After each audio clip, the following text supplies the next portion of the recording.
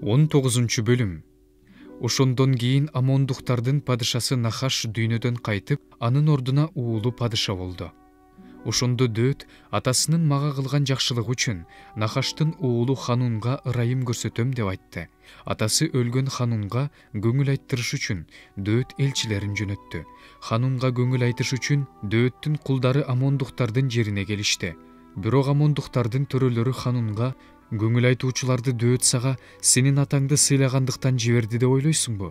Анын кулдары сага жериңди чалгындап, карап чыгып, анан чаап алыш үчүн келип жүрүшпөсүн деп айтышты. Ошондо Ханун Дөөттүн кулдарын кармап алып, алардын сакалынын жарымын кырып, кийген кийимдерин белинен ылдый кесип салды. Анан аларды кое берди. Алар жөнөп кетишти. Бул кишилер тууралуу Дөөткө кабар жетти. Булар маскара болушкандыктан жолунан тосуп чыгууга ал чабармандарды жөнөттү. Падыша аларга: сакалыңар өскүчө Жериходо тура тургула, анан кайтып келгиле деди. Амондуктар өздөрүнүн Дөөткө жек көрүндү болуп калышканын билип, Ханун менен Амондуктар Месопотамиянын Сириясынан, Мааханын Сириясынан жана Собадан майдан арабалар менен атчандарды жалдаш үчүн 1000 талант күмүш жөнөтүштү. Алар 32 000 майдан арабаны жана Мааха падышасын эли менен кошо жалдап алышты. Алар Медебанын алдына келип, кошуундарын жайланыштырышты.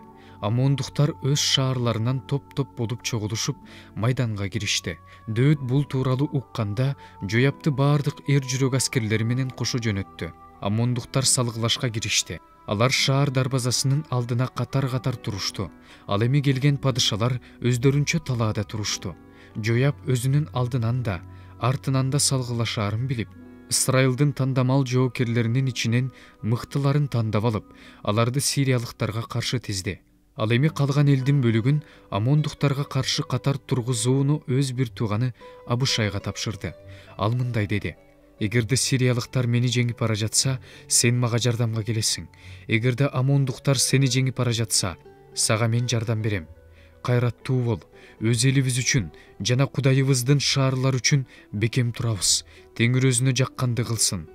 Жояп өзүнүн адамдары менен сириялыктарга каршы салгылашка кирди. Алар андан качып жөнөштү. Амондуктар сириялыктардын качканын көрүп, өздөрү да анын бир тууганы Абышайдан качып шаарга киришти. Жояп Иерусалимге кайтып келди. Сириялыктар өздөрүнүн ысрайылдыктардан жеңилгенин көрүп, элчилерин жөнөтүп, дарыянын аркы бетиндеги сириялыктарды алып чыгышты. Ададезердин аскер башчысы Шобак аларга жол башчылык кылды. Бул тууралуу Дөөткө билдиришкенде, ал баардык ысрайылдыктарды чогултуп, Иордандан өтүп, аларга келип, сириялыктарга каршы аскерин тизди.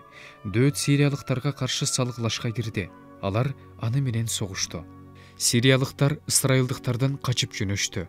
Дөөт сириялыктардын 7000 майдан арабасын талкалап, 40 000 жөө аскерин жана аскер башчысы Шобакты өлтүрдү. Ададезердин кулдары өздөрүнүн ысрайылдыктардан жеңилгенин көрүшүп, Дөөт менен тынчтык келишим түзүп, ага баш ийип беришти.